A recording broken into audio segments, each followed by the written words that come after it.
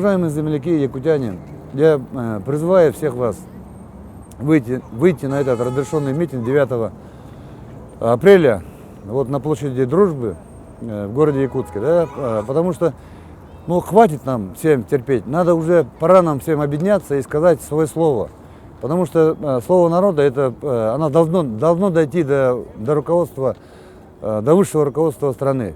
Мы живем в богатой республике, да, и у нас нефть качает, алмазы качает, золото качает, а народ как живет?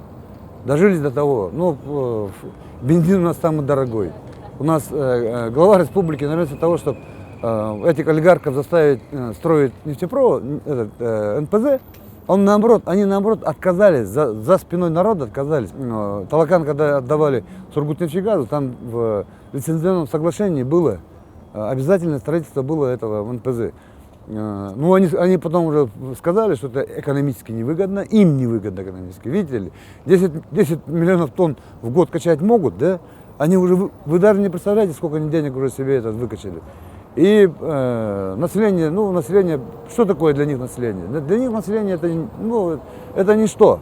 Вот поэтому хватит молчать.